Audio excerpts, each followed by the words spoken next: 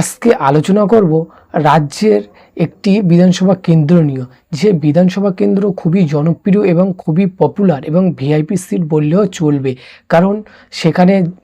মুখ্যমন্ত্রী মমতা বন্দ্যোপাধ্যায় এবং যে বিরোধী দলনেতা আছে শুভেন্দু অধিকারী সেখানে কন্টেস্ট করেছিল, অর্থাৎ ভোটে অংশগ্রহণ করেছিল প্রধান দুই প্রতিপক্ষ। সো আজকে এই বিষয়ে আলোচনা করব।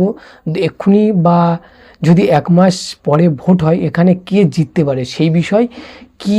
উঠে এসছে নানান রকম সমীক্ষা থেকে, সেটা তোমাদের সামনে আজকে তুলে ধরবো। তো সমীক্ষায় যেটা বলা হয়েছে যে 2021-এ যে নির্বাচন হয়েছিল সেই নির্বাচন নিরিখে রেখে ওখানে বিজেপি অনেকটাই এগিয়ে আছে তৃণমূল কংগ্রেসের থেকে, এবং 2023-এ যে পঞ্চায়েত নির্বাচন হয়েছিল পঞ্চায়েত নির্বাচনে তৃণমূল একটু হলেও এগিয়ে আছে, এবং 2024-এ যে লোকসভা ভোট হয়েছিল সেই লোকসভা ভোটে ইতিমধ্যে বিজেপি এগিয়ে গেছে। সো এখানে আগে পিছ হয়ে আছে এখনও পর্যন্ত। যেটা